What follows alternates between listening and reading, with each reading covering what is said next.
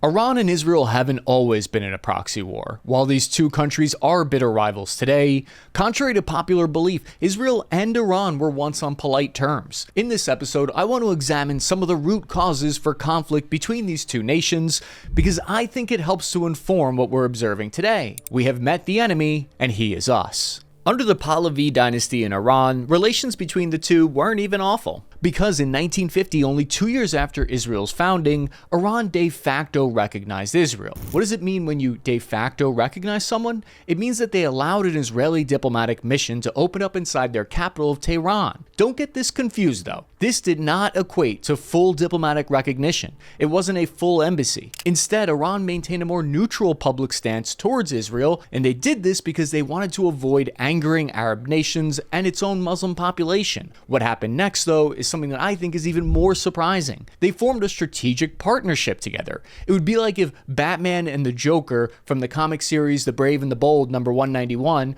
were to team up together. You can decide for yourself which one is who. Batman is Israel or Iran, it's up to you. But what does this strategic partnership mean? It means that they engaged in military and intelligence cooperation. Can you imagine that today? This is because the two nations shared common interests in countering what they saw as Arab nationalist movement. In particular, they both wanted to balance against Egypt's Gamal Nasser. Egypt's Nasser promoted the idea of a unified Arab world. He advocated for military unity among many Arab states because from his point of view, he wanted to resist Western influence and assert his regional independence. One of his goals was to create an Arab-dominated bloc in the Middle East. To Iran, this was a big no-go at the time. Yes, Iran is a Muslim-majority country, but they're Persian, not Arab. So from Iran's point of view, Egypt's Nasser's ideology could have marginalized Iran's influence throughout the region. Meanwhile, under Nasser in Egypt, they went to war with Israel and opposed them diplomatically. So both Iran and Israel had this new shared common enemy against Egypt's government at the time. Iran and Israel, their shared mission was an attempt to balance against Soviet and Arab influence. This is all a part of Israel's periphery doctrine, which was a foreign policy created by David Ben-Gurion, Israel's first prime minister. Ever since the 1950s, they've used this periphery strategy. Its goal has evolved over the years, of course, but originally it was to build alliances with non-Arab states on the periphery of the Middle East, including Iran, Turkey, and Ethiopia. First-hand discussions on this doctrine have since been declassified by the Israeli government's National Archives. I think one of the most tangible examples of economic cooperation between the two, Iran and Israel, was the Eilat-Ashkelon Pipeline Company, the EAPC, which was an oil pipeline constructed in the 1960s to transport Iranian oil to Israel. They were originally 50-50 partners on this venture. One of the reasons the pipeline was built was to bypass Egypt's control of the Suez Canal after it was closed to Israeli shipping during the Arab-Israeli conflicts. That means that the pipeline allowed oil to flow from Iran through the Red Sea to Israel, where it could then be refined and shipped to Europe. Misery acquaints a man with strange bedfellows.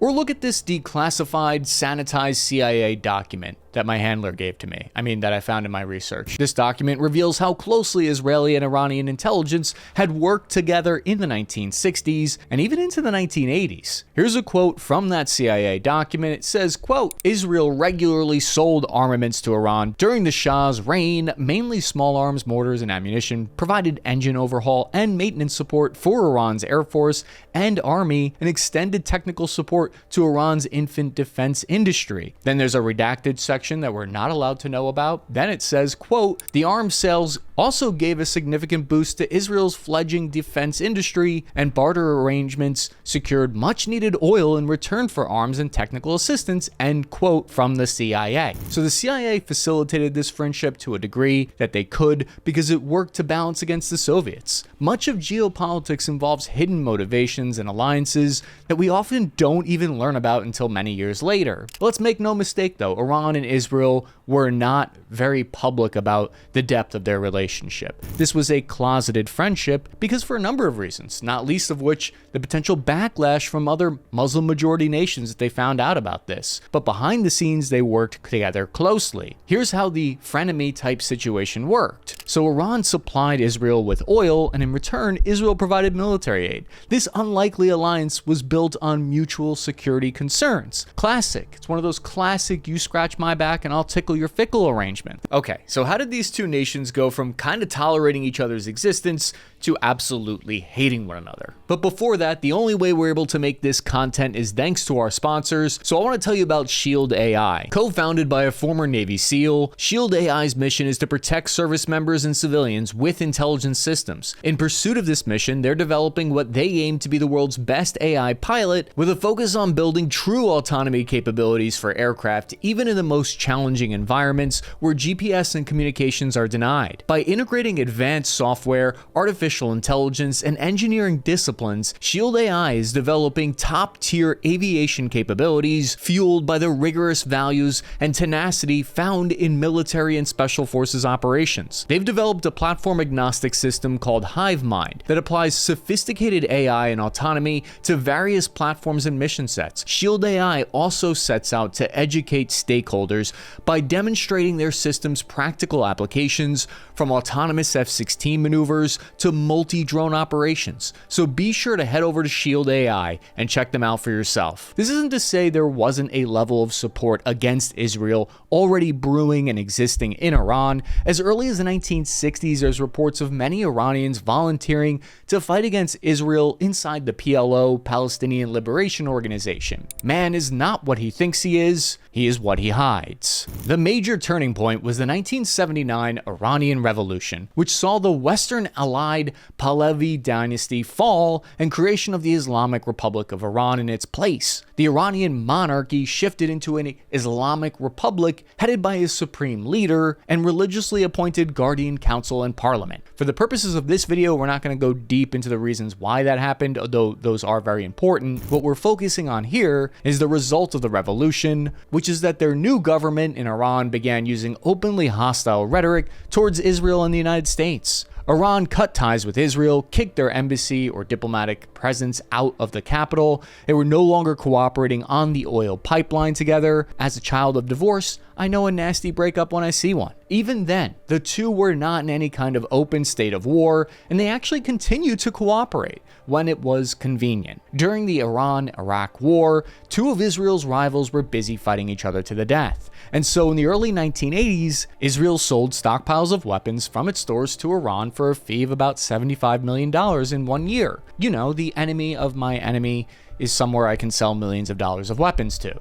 That same declassified CIA document from earlier shed some light on the motivations of this backroom dealing, I think. Quote from the CIA Directorate of Intelligence: "The Israelis have told us that they hope their aid will help prolong the Iran-Iraq conflict and thereby keep Baghdad's vastly enlarged military tied down along Iraq's eastern border." End quote. So it was in Israel's interest for this bloody conflict to drag on for as long as humanly possible. The CIA report goes on to say, quote, "They also undoubtedly hope to retain at least some influence with Tehran in the interest of encouraging humane treatment of the 40,000 Jews who still live in Iran." End quote from the CIA. It's estimated that before 1979, about 100,000 Jewish people lived in Iran, and that number is down to between 8 and 10,000 today. And it's not a big mystery as to why. Iran's Ayatollah Khomeini came in this new theocratic ideology that was rooted in political Islam. This ideology viewed Israel as an extension of Western imperialism. Now, Iran saw Israel as a settler state, a colonial project, who oppressed Muslims in Palestine. I'm not taking either side here. I'm not telling you what to think. What I'm trying to say is just what happened. I'm doing my best to not add any value judgments onto these events. No judgment here. It's a safe space. Personally, I think when I look at the ongoing conflict between Iran and Israel, one thing stands out as odd to me. It's unusual compared to some other wars in the modern world, because I think it's primarily driven by ideological factors rather than direct material concerns like territory, resources, or economic gain, not just for Iran, but for Israel as well. Israel's ideological drive is framed as protecting its identity as a Jewish state and ensuring the security of its population. But these two would have a number of reasons why it would be difficult to go directly to war with one another and why we saw a proxy war. There are two quick stats that I think help contextualize this rivalry. Israel's a nation of about 9.5 million, while Iran is 88 million. Although Israel has a GDP of over 500 billion, while Iran's is just over 400 billion. This suggests that Israel's economic power outpaces Iran's, despite the population difference. This is one lens to look at the conflict through. Iran's larger population and geographic size granted influence over the broader Middle East, though. Meanwhile, Israel relies more heavily on alliances and technology, as we'll see in this next part, because by the late 1960s, Israel was widely believed to have acquired the technology and built a nuclear bomb. This made full-scale war against Israel a lot less likely at the time. Each side had to instead fight with each other using plausible deniability assets. What that means is we saw covert actions in neighboring nations in an attempt to destabilize Israel instead. Starting in 1982, after Israel's invasion of Lebanon, Iran began their support for the Hezbollah fighters in Lebanon. The Islamic Revolutionary Guard Corps sent a contingent of 1,500 of their best soldiers to Lebanon to help train, equip, and establish Hezbollah as an effective armed militant group. Since the early 1980s, Iran has annually sent hundreds of millions of dollars to support Hezbollah. A decade later, in the mid-1990s, Iran stood up another proxy inside Gaza this time. In 1993, Iran sold millions of dollars worth of weapons and training to arm Hamas fighters inside Gaza. This support and influence has grown to new levels since then, facilitating attacks throughout Israel. I think, and this is just my personal opinion and theory here, since the early 1990s, something major has changed. The widespread adoption of the internet and the speed of information has exploded. This means that proxies are no longer that plausible, deniable option. I can go and buy satellite images myself and see Iran flying weapons to Israel. I can buy satellite images that see Israel's blockading Gaza with walls. It's harder to fight this kind of covert war in the 2020s. That's one small reason why I think Israel and Iran's war has escalated so much from a proxy war to direct fighting. Or maybe I'm just tripping and took way too many drugs in the early 2000s and I'm completely off base here. You tell me. But it's not just that. There are many factors pushing escalation here. Welcome to my barely credible defense briefing on Israeli proxies. Very often we hear about Iran proxies in the media, but something we don't hear about as much is Israel's attempt to support proxies or dissent against Iran. The People's Mujahideen of Iran is a group that is rebelling against the Iranian government inside their territory, and as early as 2012, NBC News ran a story that quoted two unnamed US officials that this organization was in part financed, trained, and armed by Israel. That group, of course, denies it. There are some other reports that claim Israel and the United States have provided some level of support to Kurdish separatist groups inside Iran. And particularly, I'm talking about the Kurdistan Free Life Party, or the PGAK. They're a group fighting for Kurdish autonomy inside Iran. Israel does not have the same ability to set up a large proxy group inside Iran, largely because of cultural differences. Diplomacy is the art of letting someone else have your way. Israel has had a relationship with aiding the separatist Kurds inside Iraq since the 1960s. Allying with Kurdish forces would be in line with Israel's periphery doctrine. Most recently, though, Reuters actually reported that Iran had attacked a Kurdish base inside Iraq, where they said they destroyed and hit an Israeli intelligence headquarters located in Iraq on their border. Here's the direct quote from the Iranian Revolutionary Guard. Quote, "In response to the recent atrocities of the Zionist regime, causing the killing of commanders of the guards and the Axis of Resistance, one of the main Mossad espionage headquarters in Iraq, Kurdistan, was destroyed with ballistic missiles," end quote. While direct Israeli involvement has not been confirmed as far as I can tell, analysts have widely speculated that Israel and the United States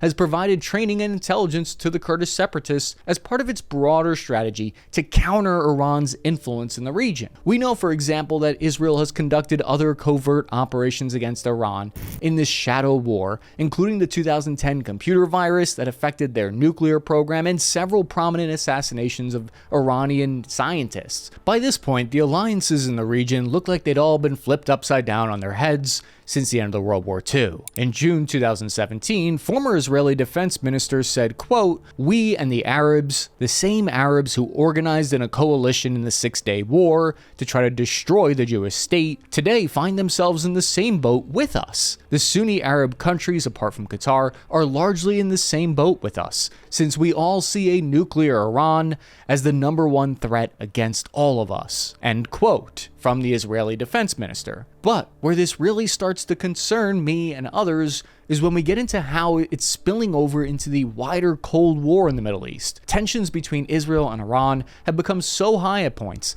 that it has spilled over into other countries' conflicts. A major turning point in the Israeli-Iran proxy war, I think, was the Syrian civil war. Starting in 2011, we observed both Israel and Iran found a way to bring their battle there. Where there is and a fighter aircraft, there is a way. This is because Syria is an important transit country for Iran to get weapons and aid to their proxies. While with the near collapse of the Syrian government, though, there was initially a power vacuum and lawlessness, instability that allowed Iran to grow more influence near Israel. Israel used just an unholy amount of airstrikes to limit this influence. Seriously, between 2011 and today, the proxy war between Israel and Iran got a whole lot worse after the Syrian civil war. It went from little tit for tats to who let the dogs out. When the October 7 attacks by Hamas were carried out, if you weren't paying close attention, it might look like it was, relatively speaking, pretty peaceful between Iran and Israel, but in reality, the battle had been growing worse for years. There are many different explanations for